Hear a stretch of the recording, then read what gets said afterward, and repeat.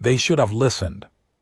The warning wasn't subtle, it was a broadcast sent across every known frequency in a dozen galactic tongues, backed by something rare from Earth.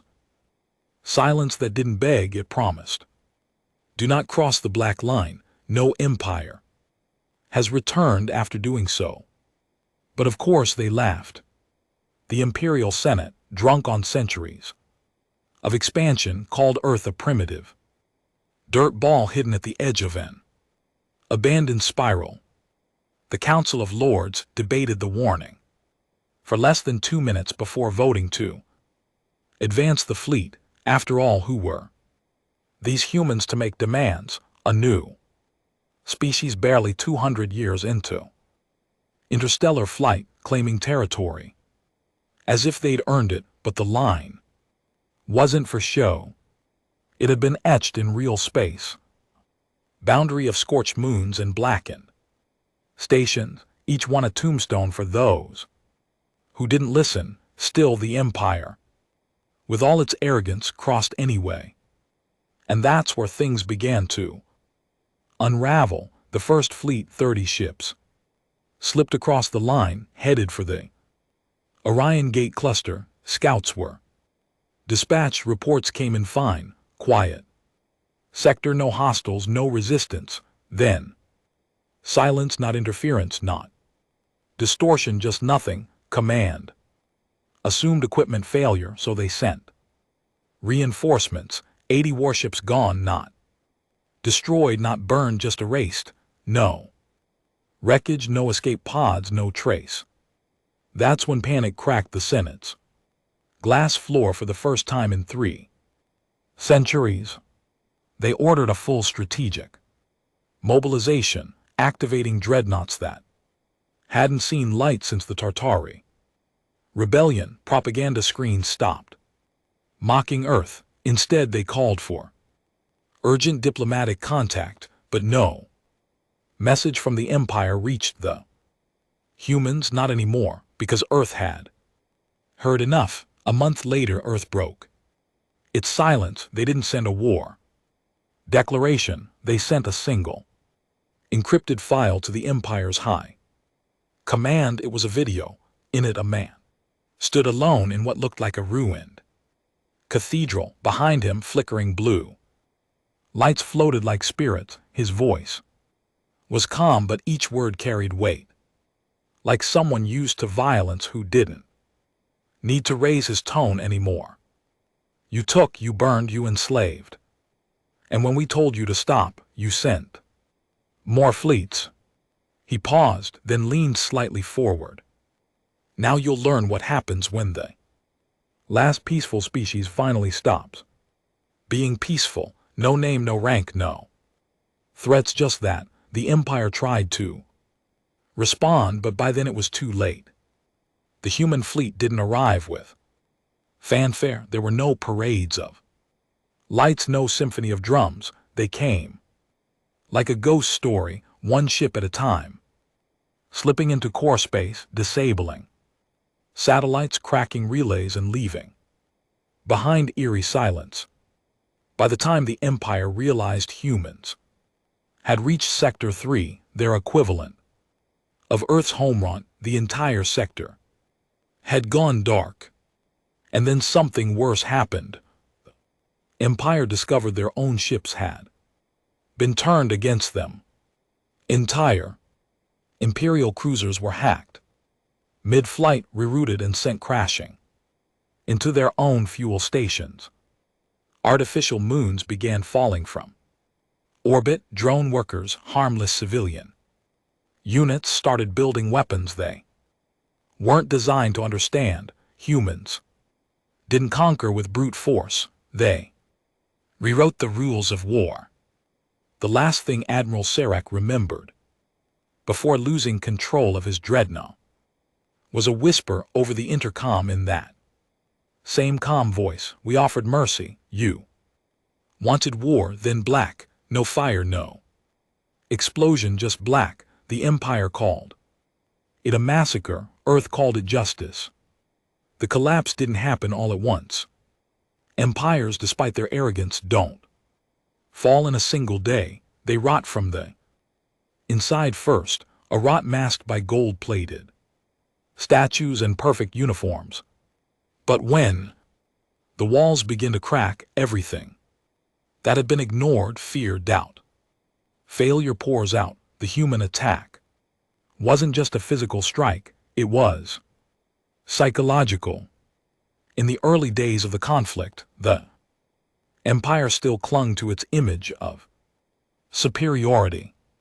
They told the outer colonies that this was a containable skirmish. They assured the noble houses that the human technology was primitive, unpredictable, and likely stolen. They said Earth had no central leadership, no coherent military doctrine. A fractured planet, once at war with itself, could not possibly be the architect of such precision. But behind closed doors, the High Command had no answers. Fleet Admiral Ryan had personally reviewed the wreckage of the Netheran class cruiser Devastation, one of their top-tier warships. Its hull had been turned inside out, not breached, not pierced, folded, a kind of spatial manipulation the Empire had only theorized in restricted academic labs. He'd stared at the remains for hours, unable to speak, while his aides whispered about gravitational stress, points that didn't match any known weapon, no energy residue, no shrapnel, just a perfect silent kill. And Earth didn't stop. Every week, another sector went dark. Not bombed, not conquered, just disconnected. Long-range communication relays gone. Supply routes jammed, drones rerouted by unknown AI signatures. It was as if Earth had crawled into the very nervous system of the Empire and begun severing nerves one by one. The first to break were the outer colonies. They had never been loyal, just afraid. Once the Empire's grip faltered, systems began defecting, not to Earth but to themselves. Local warlords, long suppressed by the iron boot of the core, rose like weeds after the rain.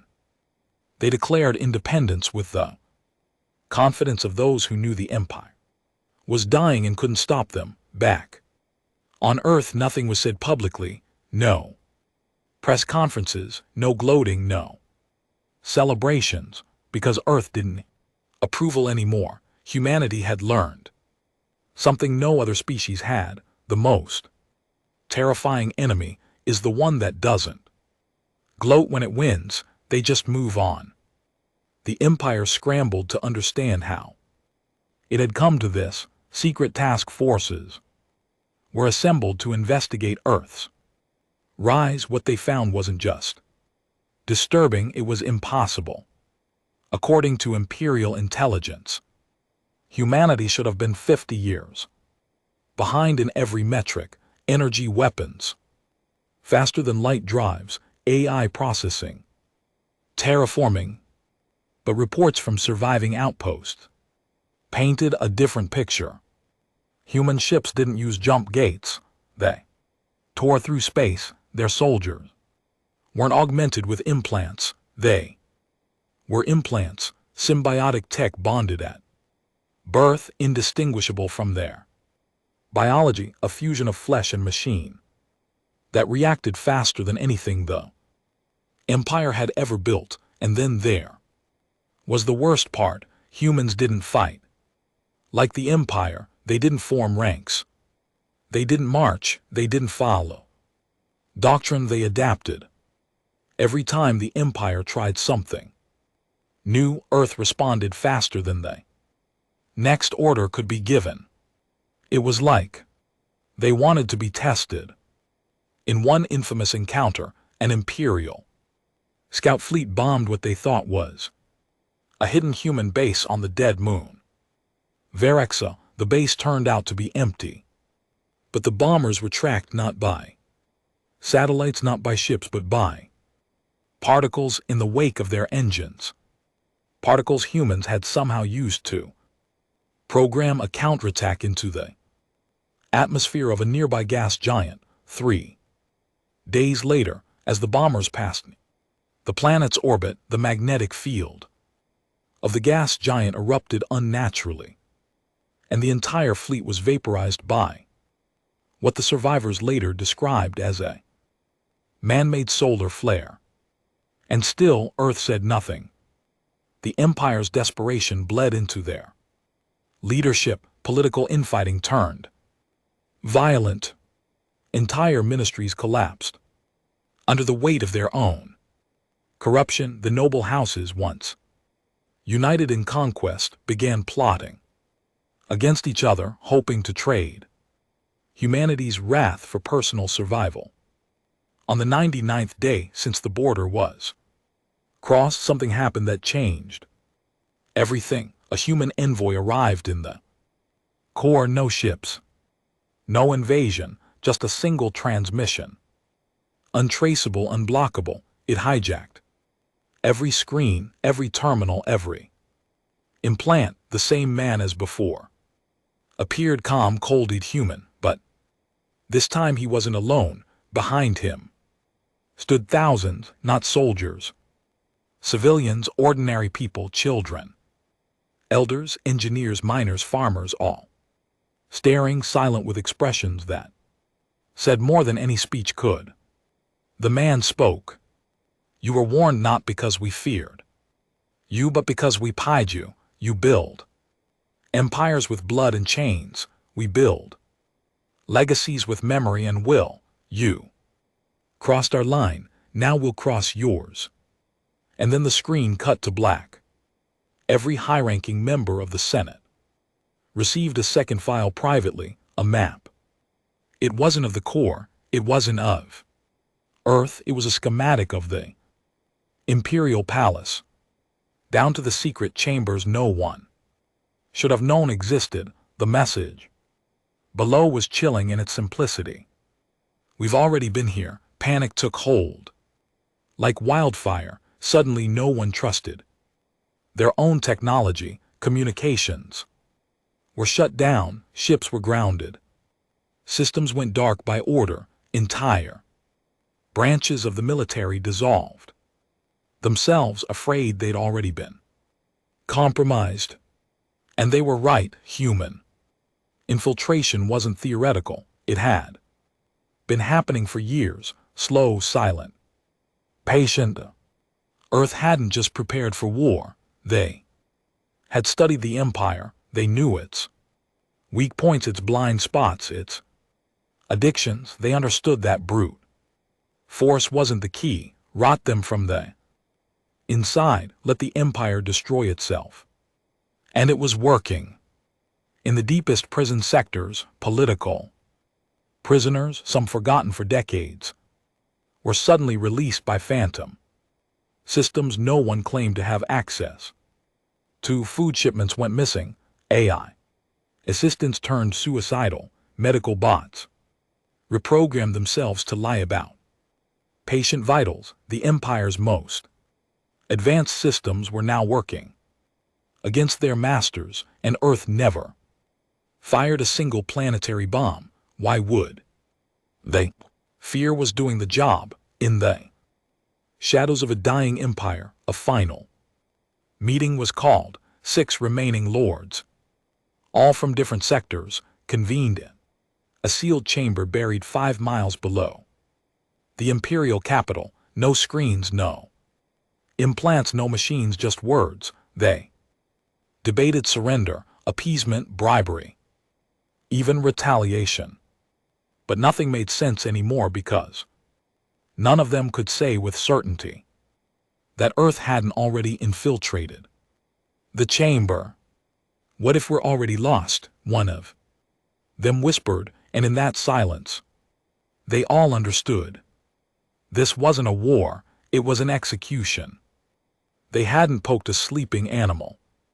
They had woken something older, something patient, something that had crawled from extinction more times than any species had the right to, something that had survived its own self-destruction, rebuilt its world and looked to the stars not with hope but with memory. Humanity had not been born in peace, it had been forged in chaos, and now that chaos had returned, refined, controlled, directed, one of the lords shaking from age or fear finally stood.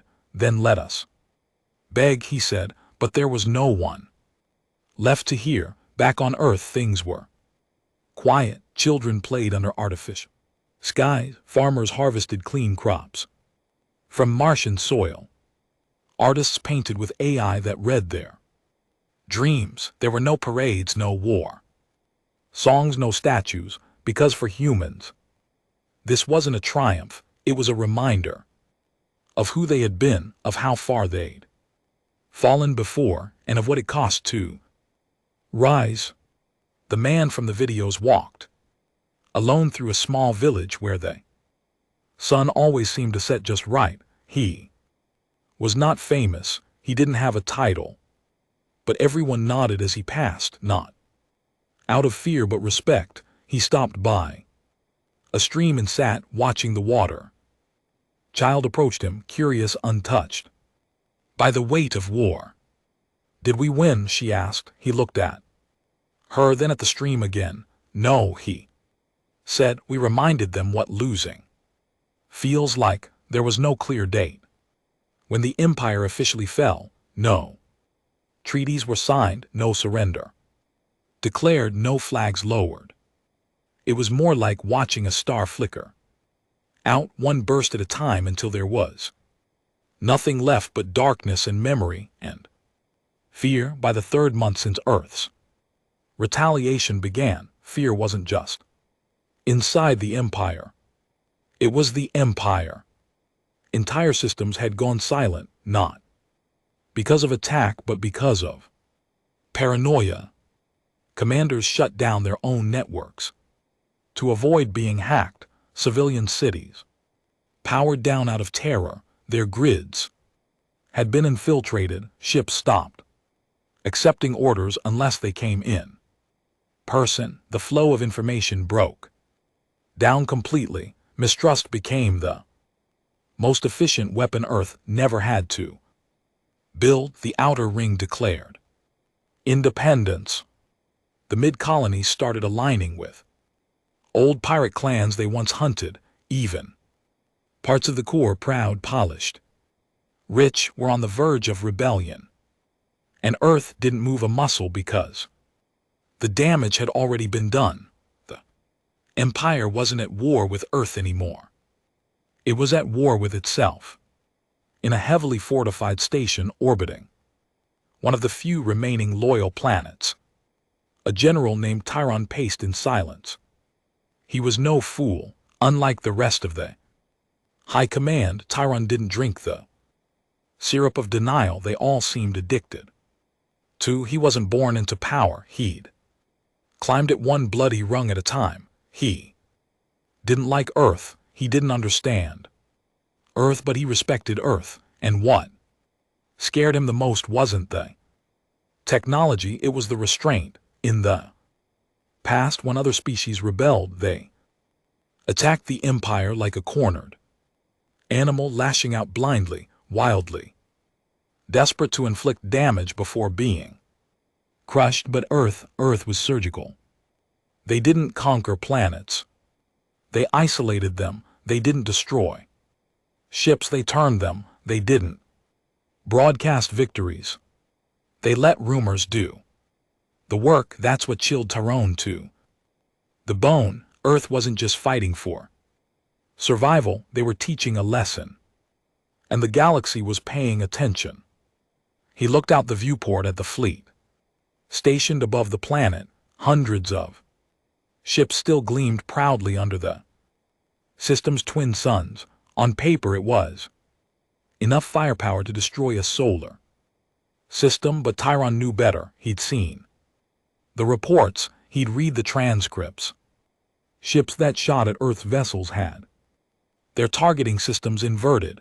Drone bays refused to open. Crew members suddenly found themselves locked in their own quarters by doors that shouldn't have had security codes, and then came the disappearances, officers, captains, entire bridge crews gone.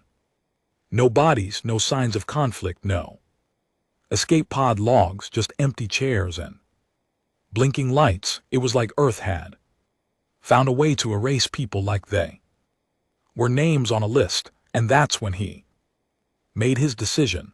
Tyron turned away from the window and opened a secure air-gap terminal. No one could trace it, no signal, no connection, no implants allowed. He typed slowly with hands that hadn't trembled in years. To unknown human command, subject proposal. For dialogue, he didn't beg, he didn't whimper, just a short message. I believe not all of us deserve what's coming. I request a conversation face to face. Unarmed, I'm not here to stop you, just to understand. You already know where I am. He sent it and waited, not for hours, not for days, for minutes. His terminal blinked once, then again, and then a line of text appeared on the screen, glowing in pale blue. Will meet you in your memory. Tyron had no idea what that meant until the lights dimmed. When he woke, he wasn't on the station anymore. He was standing in a place he hadn't seen since childhood, the broken street where his father died during a rebellion, back when the Empire still crushed dissent with orbital fire. Except this version of the street was wrong. It was clearer, cleaner, like someone had reconstructed it from memory and added details no one could have remembered. The way the light hit the corner of the bricks, the specific scuff marks on the door, the smell of oil and old rain. And standing at the far end of the street was a figure, a human, the same man who'd appeared on screens, the one who never gave his name, never wore rank. Just simple black clothes and tired eyes. That had seemed too much. You're inside my head, Tyron said. Aloud. No, the man replied. You're inside yours. We just know the way around it better than you. Tyron didn't flinch. Why are you doing this? The man took a step forward. Why did you ignore the warning? Tyron didn't answer. The human stepped closer. Why did you let your people cross that line when we told you what would happen? Still no answer. The man's voice didn't rise. It didn't need to. We weren't threatening you. We were trying to save you. Tyron frowned. From what? From us. The next few minutes or hours, he couldn't tell, were a blur of memory and revelation. The human showed him things, not battles, not losses, origins, Earth's history unfiltered. Not the version the Empire taught. Barbaric tribes and endless wars, but the truth, civilizations that burned and rose again, a species that had nearly killed itself a dozen times, yet always came back sharper. Tyron saw what the Empire never believed, that humanity had once turned its own son into a weapon, that it had once fought wars inside time itself, that it had designed gods, synthetic and real, and then destroyed them when they got too close to control. And then humanity stopped because it realized something worse than extinction, becoming like the Empire. That's when they retreated, rebuilt, disappeared from galactic affairs, not because they couldn't keep up, but because they knew what they were capable of. And when the Empire crossed the border, it wasn't a declaration of war. It was a mistake, a fatal one. Back on the station, Tyron woke up, gasping. There were no wounds, no scars. But something inside him was cracked. He saw his officers differently now, his fleet, his people, himself, because now he understood something the Empire had refused to learn. Earth didn't hate them, they pied them, and that's why. They were dangerous, because they were choosing not to kill, and one day they might stop choosing. Elsewhere on the Empire's former capital world, the heart of its glory, things were no longer glorious. The city's central AI had stopped responding, traffic systems failed, sanitation collapsed. But most terrifying of all, the statues had changed sometime during the night. Without anyone seeing, every imperial monument had been replaced, not destroyed, not defaced, replaced. The same shapes, the same poses, but the faces were different. They were human, smiling, calm.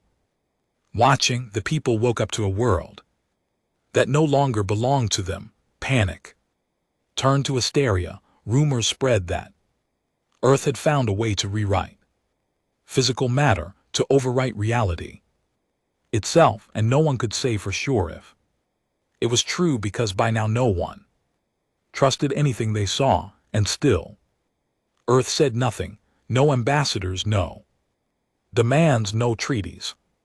They let the silence do what their weapons didn't need to, until on the 120th day since the line was crossed, a signal pulsed through the heart of the Empire, a new message, short, final, broadcast on every channel. We remember everything you've forgotten. Enough. This is not revenge. This is prevention. We are the last warning you'll ever get. And then silence.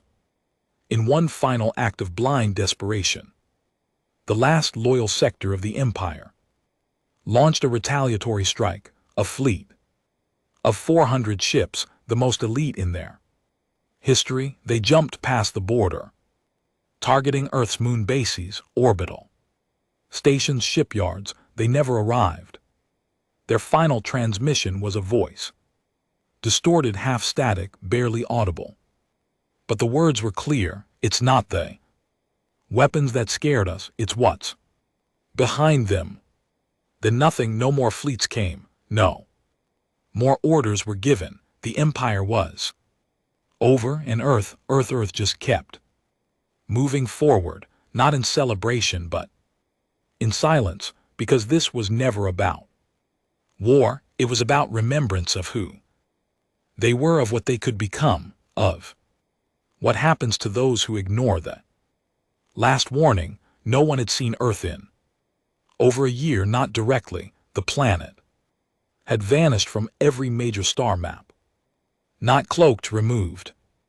Even the Empire's deepest telescopic array, the long-range graviton sensors from the Cherev system, and the time-bending filters used to spy on prospace civilizations, none of them could lock eyes on Earth anymore. It hadn't moved, but it no longer wished to be seen. And just like that, humanity became a ghost. Not gone, not destroyed, just watching, waiting. The Empire had stopped sending fleets long ago. There were no more orders from high command, because there was no high command. The governing structures had melted down into warlordism or fractured aristocracies desperately clinging to fading symbols of power. Systems turned on one another like animals once the leash was cut. Meanwhile, Earth didn't claim territory, didn't fly flags, didn't broadcast their victories. They simply removed obstacles, and the rest of the galaxy was starting to understand this wasn't a war, it was a purge. But while the Empire drowned in its own fear on Earth itself, something else was happening. Not celebration, not unity, silence. Cities ran smoothly. Artificial skies shone across megadomes. Oceans were clean. Crops rotated by sentient soil. There were no riots, no unrest, no hunger, not because of force, but because everything was being directed by something bigger than any One government, not a leader, not a regime, but a conscience. It had started decades ago after Earth's last internal war, a war so devastating that parts of the planet had to be rewritten molecule by molecule. Humanity realized that survival wasn't about dominating others anymore. It was about controlling themselves, so they created the memory engine. It wasn't AI in the traditional sense. It wasn't designed to lead or rule or judge. It was designed to remember every atrocity, every genocide, every betrayal, every failed system. It cataloged all of it and encoded it into every layer of Earth's governance. No human would ever be allowed to forget. Again, not the mistakes, not the cost. And the result, a civilization that advanced through shame instead of pride.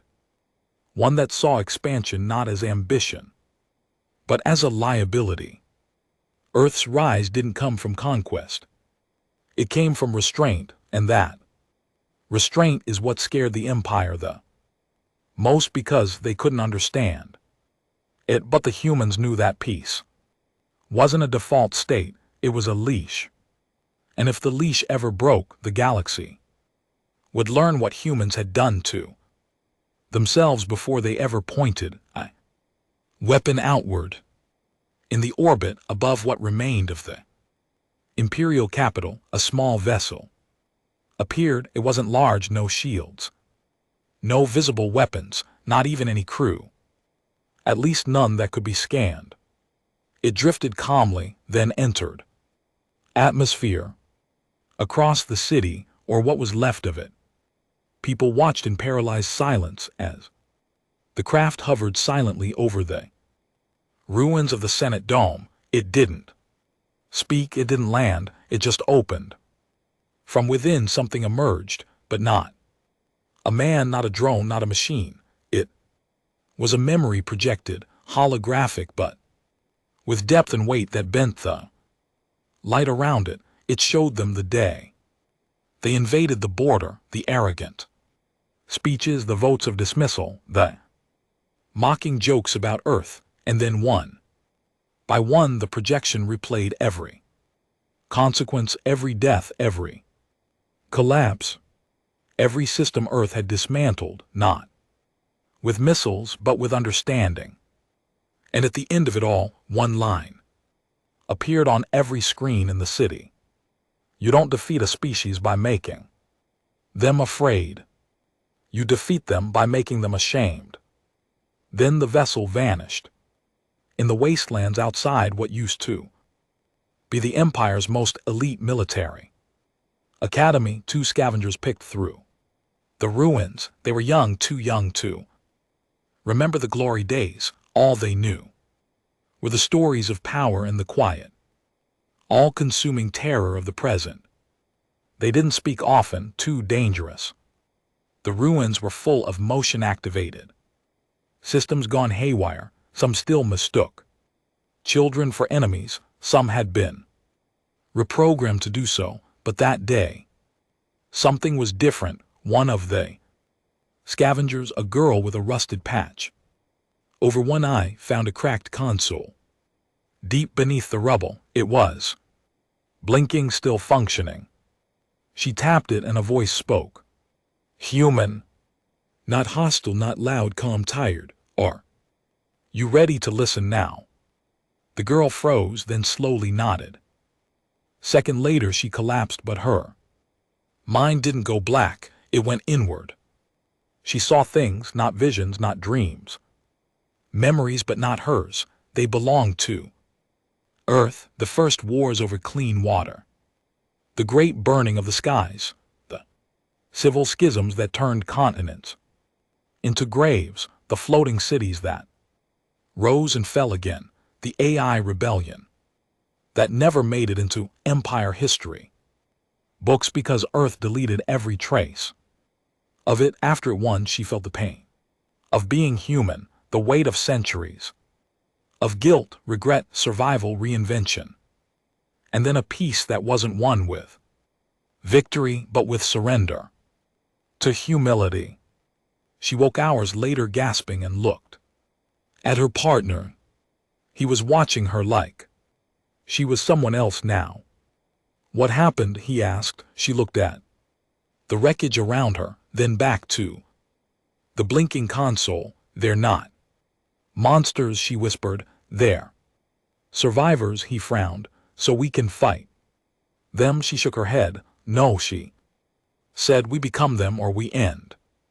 The message spread faster than any ship ever had, not because of tech, but because it resonated across dying systems, across fractured colonies and scavenger tribes. The truth seeded itself like a virus, not of destruction, but of introspection.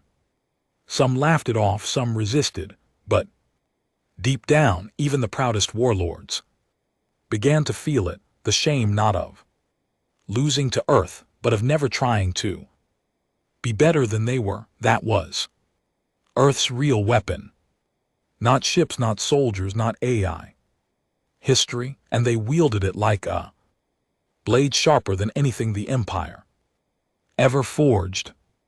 Elsewhere in deep orbit, a surviving Empire officer stared at the planet that once ruled them all. It was rotting now, covered in pollution, storms, blackouts.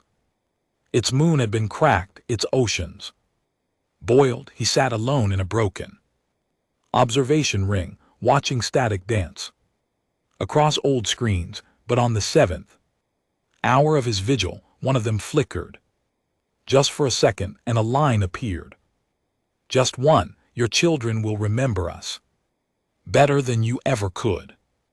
Then nothing. He didn't weep, didn't rage. He just stood and walked into the vacuum, because some truths are too heavy to carry back on Earth. A council met for the first time in months, not to declare war, not to issue commands, but to debate a question: have we done enough?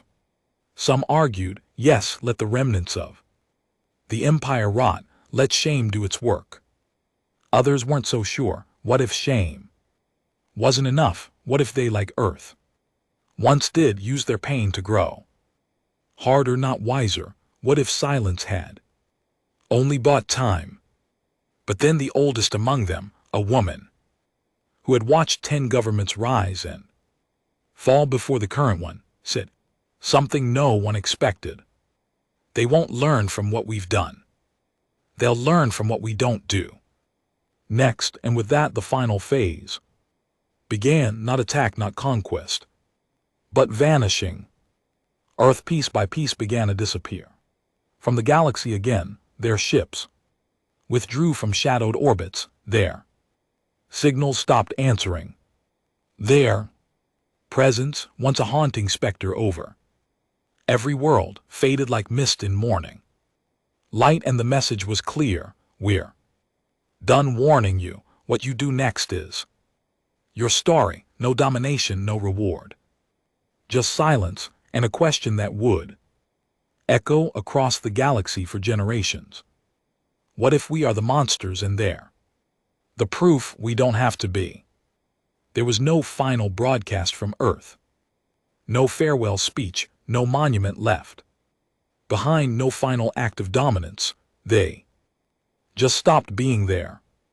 One by one, their ships faded from sensors, outposts went offline, seemingly by choice. Wormholes that once trembled with their silent jumps lay still.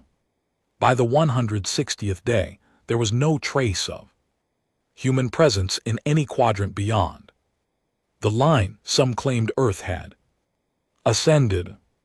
Others said it had sealed itself off, building a barrier the galaxy wasn't ready to understand.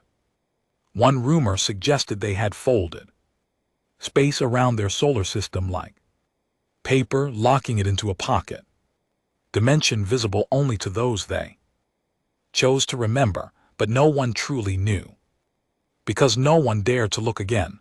Even mentioning Earth's name in some systems became taboo, not out of hate but out of dread, the way people avoid saying.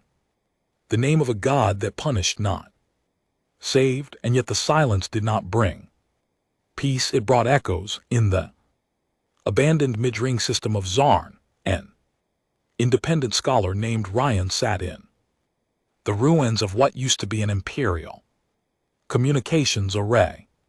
She'd spent the last 6 months collecting fragments of human transmissions scattered like broken glass across the stars. They were never full messages, just pieces, snippets of speech, distorted visuals, packets of code no one could decipher. And always that same presence behind the data, as if each byte carried with it the emotional residue of something watching from behind a curtain. She'd come across the first fragment by accident, a half-corrupted data log from a scavenger drone near the wreck of an old Empire warship. It was only 7 seconds long, a blurry visual, a voice that didn't match the distortion pattern. It had said, "Do not fear us, fear what made us need to be this way." R'Elan had played that clip every night since. She didn't know why. Maybe because in those 7 seconds it had said everything she'd never been taught. The Empire had raised her to believe strength meant breaking others before they could break you, that progress was the inheritance of the cruel, but Earth had proved otherwise. They hadn't killed the Empire with bombs, they'd broken it with self-reflection. They'd made power look ugly, and that terrified people more than any weapon. Soon Ryland wasn't the only one listening. A new movement began to rise, not a rebellion, not a government, just an idea. They called themselves the Echo Children. They weren't aligned to any species. Most had never met a human, some weren't even born when the Empire fell, but they all believed the same thing: humanity hadn't disappeared, they had simply chosen to watch. The Echo Children weren't trying to resurrect Earth's weapons, that wasn't their goal. They were obsessed with understanding why humanity had done what they did, not how. Their founding belief that the true weapon of humanity wasn't tech or AI or warcraft, it was memory, and memory could be replicated, preserved, reconstructed.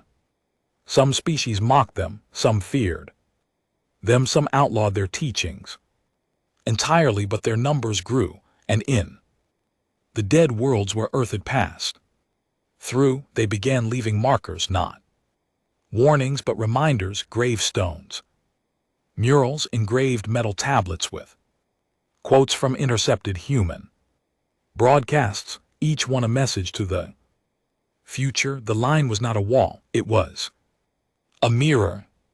They did not destroy the Empire. The Empire collapsed when it saw itself. Shame is not weakness, it is your final chance. Not everyone reacted with reverence. Some wanted revenge. In the fractured remnants of the outer core, a former Empire intelligence director named Solmir had begun building what he called the Correction Fleet. He hated Earth not for what they did, but for how they did it. To him, humanity hadn't defeated the Empire. They had humiliated it, turned it inward, made it look at its own filth and feel it, and that to Solmir was an unforgivable violation. He didn't want peace, he wanted purity, restoration. Galaxy with no human fingerprints left on it. He gathered those who felt the same: former nobles, disgraced warlords, fallen admirals. He promised them a new path, one where fear was met with fire, not apology. And his fleet began testing ancient weapons lost during the human silence, not Earth tech, Empire tech. Designs once considered too dangerous to ever build, the kind of weapons meant not just to destroy bodies, but to erase Histories. If Earth had used memory to win, Solmir would use forgetting to fight back, but what he didn't understand, what none of them did, was that Earth hadn't left out of fear of retribution. They'd left because they'd said enough.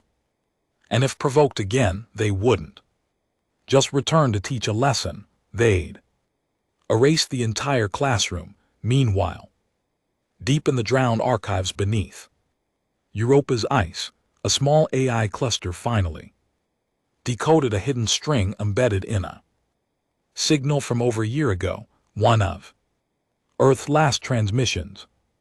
It wasn't in any known language.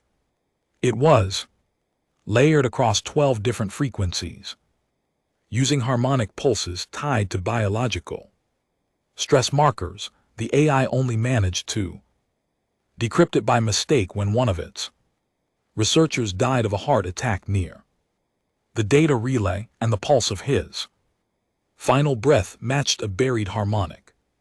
The message, "We survived ourselves. That's how you know we can survive you." It was signed by no one, but the AI recorded the emotional resonance in the data, what humans might call grief. Across the galaxy, a slow shift began. New political axis formed, not from power but from fear-wrapped respect. Some species rewrote their histories. Others installed shrines to the line as a reminder of the boundaries not to cross. A few even programmed their children's education to include a single mandatory module, the human collapse event. They never called it a war because it wasn't. It was an intervention, and the aftershocks were still felt in systems where humans had never even stepped. It changed the way colonies were governed. It changed the way peace was negotiated.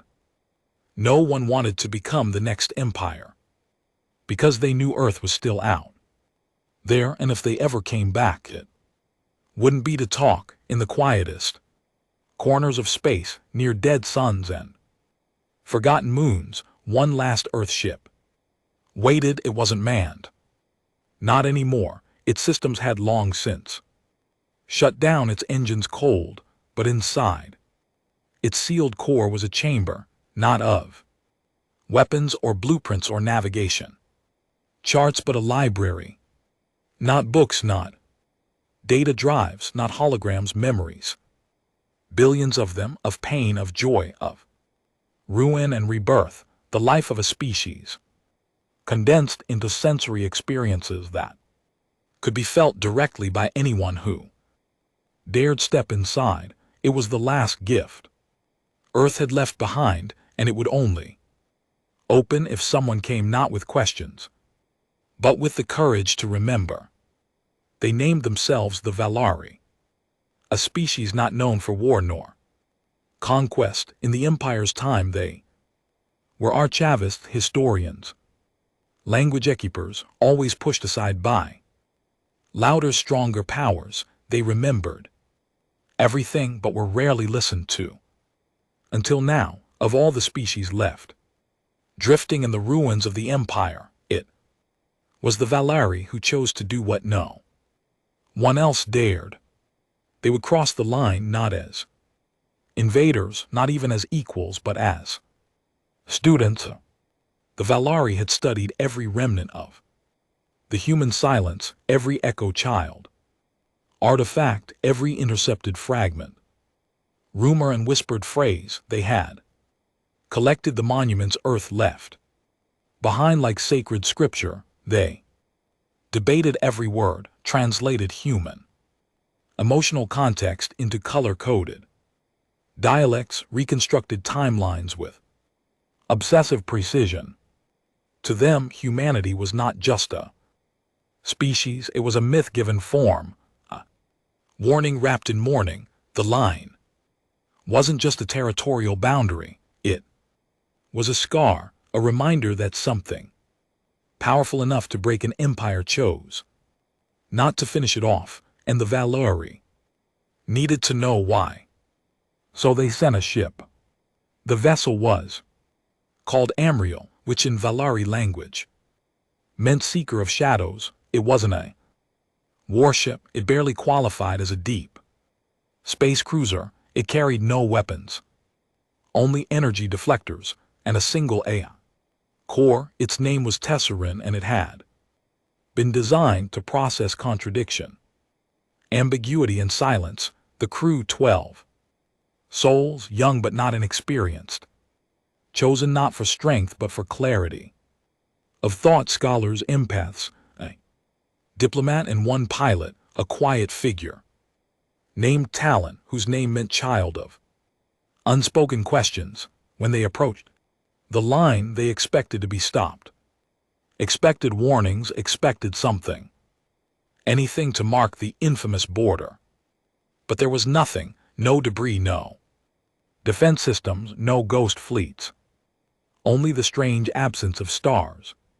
Light bent unnaturally around an invisible perimeter. The void curved there, not because of gravity, because of something more intentional.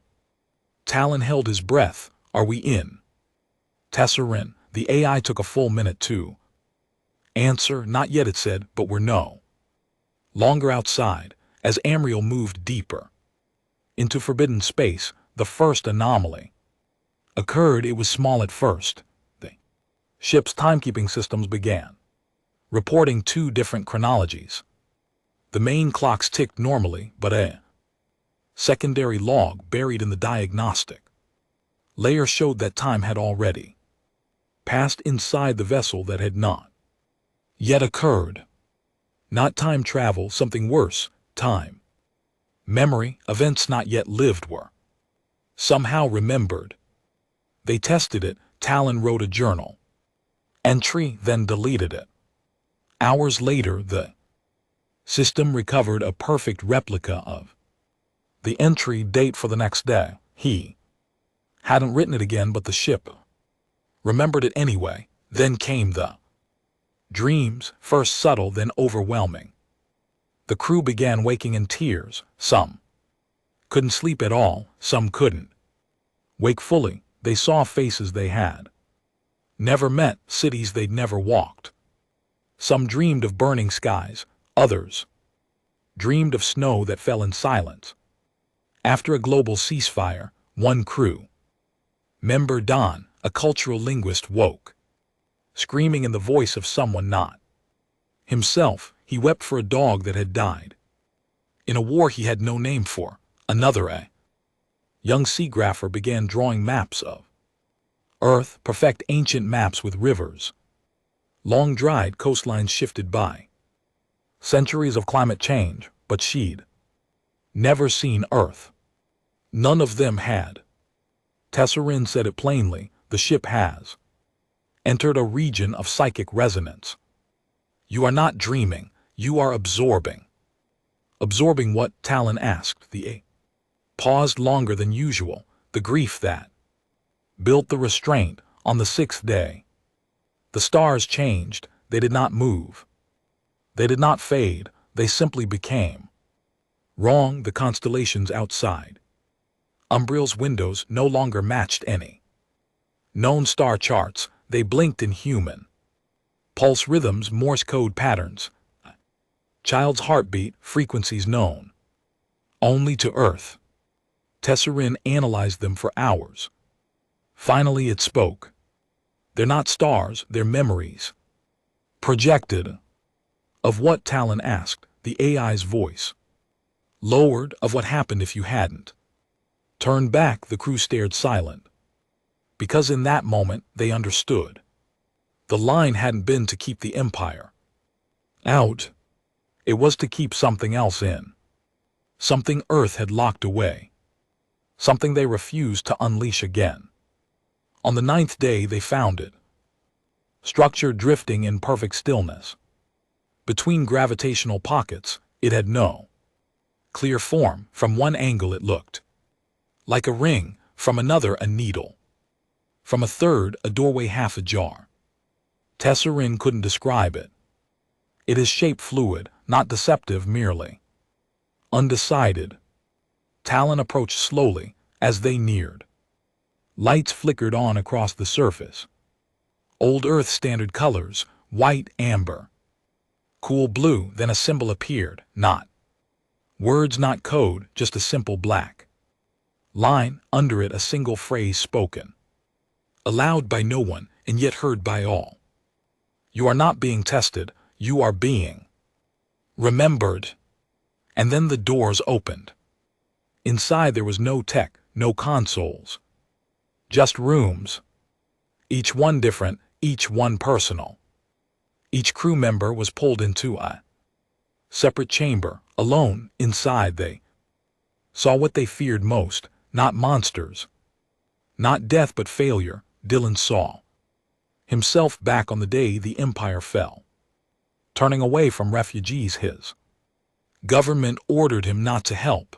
The Seagrapher saw a colony she had mapped crumble under famine she failed to prevent. Even Tesserin, the AI, was shown its origin the day it was built, not to feel but to filter feelings from others so the designers wouldn't be overwhelmed. But Talon's room was the last to open, and it was empty, just a mirror.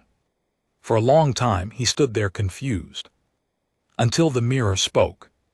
You came here seeking humanity, but you already know what they are. The real question is, do you deserve to remember them? When the crew returned to the ship, they didn't speak. They didn't need to. They all knew Earth wasn't hiding, it was holding something back. Not from others, from itself. It had taken everything, rage, sorrow, guilt, triumph, failure, and buried it in a vault made of memory, not to forget but to protect, because humanity had become something the galaxy couldn't handle. Not gods, not monsters, but mirrors, and when you looked into them long enough, you saw everything you were and everything you chose not to become. They turned the ship around, not out of fear but out of respect. They didn't take samples, they didn't extract data. They took only understanding. The journey back was quiet. Time began sinking again. Dreams faded. The stars returned to their rightful places. But the crew was never the same. When they arrived home, they gave their report. They did not lie, but they did not describe everything. Some truths were meant to be earned, not shared, but they left one phrase behind, etched into the foundation of a new library they built. At the edge of the line, it read, they did not destroy us, they gave us the choice not to become them. Talon, pilot of Umbriel, the Valeri, did not hold a grand assembly when they returned. There were no victory parades, no declarations, no dramatic hollow vids for the public. They didn't need them. Their presence alone, the fact that they had crossed the line and returned alive, spread across the stars like a shockwave. Through still water, they didn't claim to have met humans. They didn't reveal coordinates. They didn't answer questions with certainty. What they gave was a story, and it was more powerful than any map. In the first week after their return, 3 systems that had outlawed all mention of Earth repealed their bans.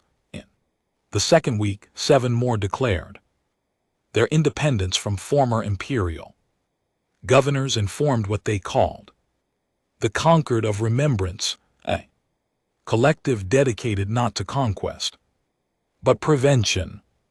They cited the Valari's testimony as the turning point, not the fear of Earth, but the mirror Earth had held up.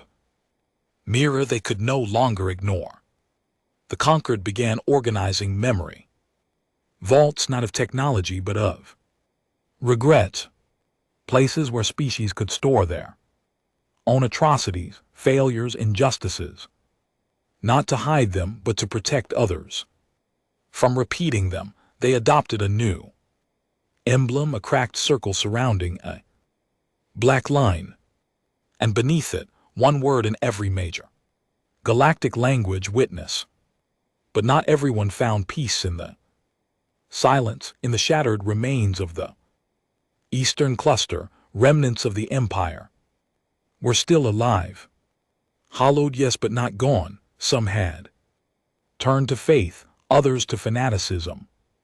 They didn't see Earth as a warning, they saw them as a challenge. One voice rose, louder than the rest: Solmir, the man who had once served the Empire's intelligence corps, now rebuilt as the prophet of purity. He spoke from a hidden station on the outskirts of the Krari Rift. His face was veiled, his voice modulated, but his message was always the same: humanity is not power restrained, humanity is weakness sanctified. They want you to feel shame because shame stops you from acting. Do not become them, surpass them. He drew crowds, not the weak, the wounded, those who had lost families during Earth's silence, those who had been left behind in the chaos, those who had seen their world's status, economy, or honor disintegrate the moment the Empire fell. They wanted someone to blame. Solmir gave them a name, and in secret he built something he called the voice that will not forget, not a weapon, not an army, but a signal. Across the stars, deep in hidden labs and salvaged ruins, Solmir's followers worked to resurrect an ancient project one the Empire itself had abandoned because it was too dangerous. Project Sable, its goal was simple: to create a synthetic consciousness capable of storing and broadcasting memory on a galactic scale, forcefully, without consent, the antithesis of what Earth had done, where the humans offered understanding through choice. Solmir would force memory through pain, and his target was Earth itself. Back in Valori space, Talon sat in quiet frustration. It had been 3 weeks since the Concorde's formation, and yet already cracks were showing. Some systems were politicizing Earth's silence, others were weaponizing the Ari's experience, turning restraint into leverage. Look at us, he muttered one night alone in the archive library. We spent centuries under the Empire's shadow, now we're turning Earth into another one. Don entered quietly, holding a date slab. You're not wrong, he said, but there's something else you should see. He passed the slab to Talon. It was a decrypted transmission, origin unknown, but the signal type was unmistakable, human standard. The message was short: no visuals, only sound. A woman's voice, older, slow, tired. You stood before our door and didn't try to pick the lock. That matters. Others are watching. Others will not ask nicely. Prepare yourselves, not for our return, but for theirs. And when they come, don't call us, call yourselves. Then silence. No coordinates, no confirmation, but it was enough. Talon leaned back in his seat. They're warning us. Dylan nodded. They're warning everyone. 2 weeks later, Solmir's signal activated. They launched it from 5 points across the galaxy. Each station contained a shard of the Sable core, synchronized, transmitting in layered frequencies only advanced implants and data structures could interpret, and it worked. For 9.6 seconds, over 400 inhabited systems experienced a forced cascade of memory, not random, not Earth's, the Empire's, the purges, the bombings, the slave stations, the planetary sterilizations. Everything the Empire tried to erase was replayed in the minds of billions. Screaming, shaking, collapsing systems. Locked, children weeping from visions they couldn't explain. Even machines malfunctioned. AI cores refused to reboot. Civil service bots self-terminated. One planetary mainframe crashed because it refused to host atrocity data. Solmir called it the cleansing. But that wasn't the worst part. The worst part was that Earth didn't respond, not publicly, not militarily. Nothing, and the galaxy panicked. Because if Earth had gone this long without a word and didn't act now, then what would it take to bring them back? Talon, now a senior diplomat within the Concord, proposed a bold move. He would go back to the line, not to cross. To wait alone, not with ships but with a message. He wanted to speak not to Earth but to whatever might be listening beyond the border. He took only one thing with him. A beacon shaped like the Concord emblem. Cracked circle, black line, and inside it a memory capsule. Not of war, not of peace, but of choosing between the two. For 3 days nothing happened. Then on the fourth the stars shifted. Talon didn't see it directly. He saw the reflection in the polished surface of the capsule. A new star, one not on any chart, and then a whisper across the vacuum. Not sound, not data, presence, not hostile. Not warm, just aware. And then a voice. Not human, but speaking in memory. We saw what they did to you. We know you didn't ask for it, but if you let it happen again, we won't just watch. We will end what they spared. Talon's breath caught. It wasn't Earth. It was something else, something behind them, something Earth had held back when they walked away. He activated the beacon and spoke one word. Witness. And the star vanished. He returned home with no footage, no proof, only a message. The Concord met that night in silence. No one argued because everyone understood now. Earth wasn't a god. Earth wasn't the danger. Earth was the leash, and if it ever snapped, they would all remember the day the galaxy almost learned too late. There are moments in galactic history that no one writes down, not because they're hidden but because they're felt. You don't archive an eclipse that turns daylight into silence. You don't catalog a scream that echoes through memory instead of air. And when it finally happened, when the thing Earth had been warning everyone against rose from behind the line, no one knew how to speak about it, because even speaking, it felt like betrayal. It began with a fracture, one of Solmir's forgotten signal stations, abandoned after the cleansing, suddenly pulsed to life. But this time it wasn't broadcasting memory, it was broadcasting access to something buried so deep in space that it shouldn't have responded at all. It wasn't an AI. It wasn't human. It wasn't even alive by any known standard. It was simply listening, and the moment it heard the wrong voice speak with Earth stolen authority, it woke. Some called it a lock, others thought it was a vault. But they were wrong. It wasn't built to protect the galaxy. It was built to contain something, and now it was open. At first it looked like a ripple, a distortion in the gravity lens of an abandoned system just beyond the original line. Then came the static. It didn't interfere with signals. It replaced them. Thousands of systems went dark, not because they were attacked, but because they were overwritten. Every screen, every comlink, every A replaced with images of things that never happened and yet somehow felt real. Burning skies, towering machines with faces like memory, cities melting into oceans, stars being unmade not by weapons but by regret given shape. It didn't attack, it reflected everything the galaxy had hidden, every failure buried under propaganda, every scream Cut off by loyalty, the vault hadn't held a monster, it had held a mirror, sharpened into a blade, and now that it was free, it turned on the species who had never learned to remember.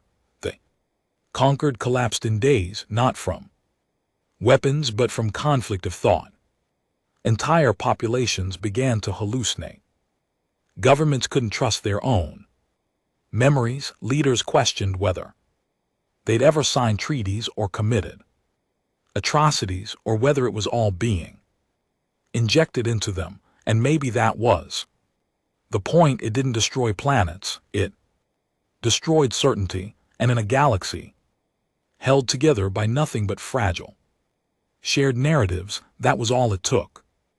One species tried to nuke itself out of the hallucinations, another declared war on its past records and began burning libraries, purging archives, shutting down AI memory cores in hopes that forgetting would save them, but it didn't stop because it wasn't Earth's signal and it wasn't Earth's lesson anymore. For the first time in over 100 galactic years, Earth spoke.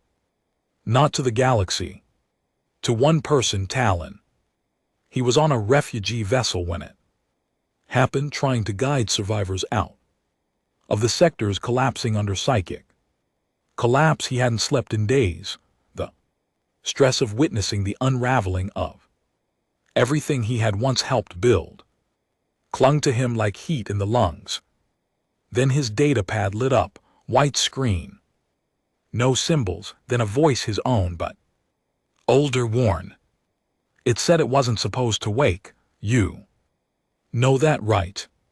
Talon didn't understand, but the voice kept going. We weren't warning you about us. We were warning you about what we left behind, what we became once for a brief, terrible moment. And then the voice changed. And what someone like Solmir just gave permission to rise again. Solmir was dead, that much was certain. His signal station, once the center of his purity cult, was now a hole in space, no debris, no signal, just a null point in the map where even gravity refused to operate. His last message, recorded seconds before the collapse, wasn't angry, it was calm, almost pleased. Let it come, maybe now they'll stop worshipping ghosts and become gods again. Those who followed him called it ascension, those who survived it called it madness, the rest just stopped speaking altogether. The thing from the vault was spreading, not physically but conceptually, a virus of memory unfiltered by ethics or emotion, raw consequence. It infected, not through code but through thought. If you remembered a crime, any crime, it could twist that memory, inject it with empathy for your victims, shame for your apathy, and force you to feel what they did. And for most, that was unbearable. Leaders started to self-terminate.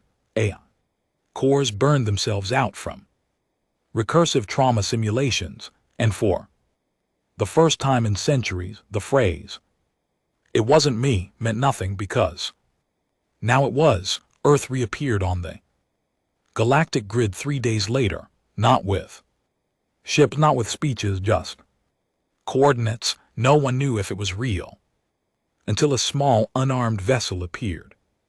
Black hull, no lights, no markings, but a single white line across the middle.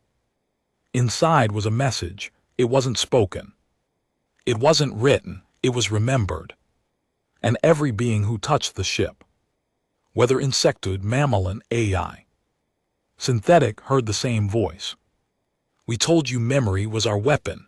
Now, see what happens when it's turned against those who never deserved it. And for the first time, the galaxy begged Earth not to return, because if they did, they would not come to warn. They would come to erase what they had once chosen to spare. Talon volunteered to go. He wasn't chosen. He stepped forward. He took the same path the Valeri once did, crossed the line. Again, but this time it wasn't empty. He found Earth, not hidden, transformed. It wasn't a planet anymore, not exactly. It was a living archive wrapped in quantum compression fields orbiting a black sun that no longer cast light, but emitted memory. He descended alone. There was no landing pad, no security. Just ground that shimmered with forgotten stories. He walked for hours. The place changed around him. No buildings, no structures, just moments. Suspended in atmosphere, his childhood.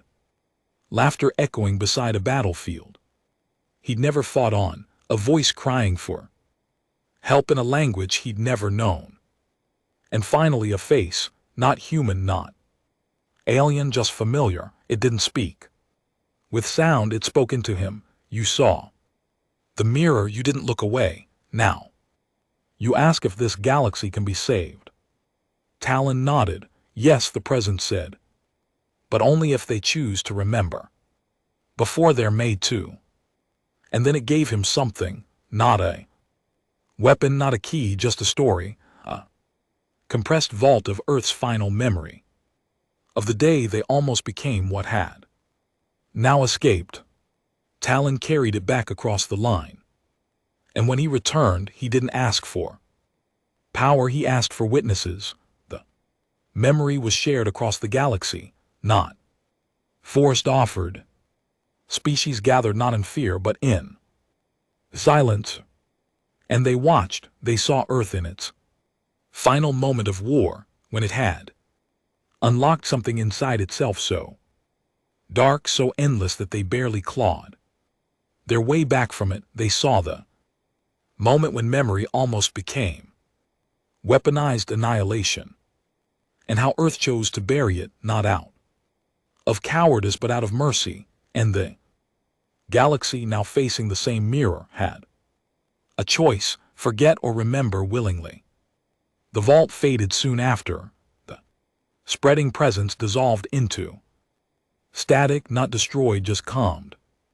Because for the first time no one looked away. There were no heroes, no saviors, just a galaxy finally brave enough to admit we were the danger. And Earth vanished again. No goodbye. Just one final ripple of thought carved into the stars like a whisper only memory could hold. We don't need to be remembered, we only needed you to remember yourselves. And that was how the story ended, not with fire, not with conquest, but with a mirror handed from one trembling species to another, and the hope that it wouldn't have to be used.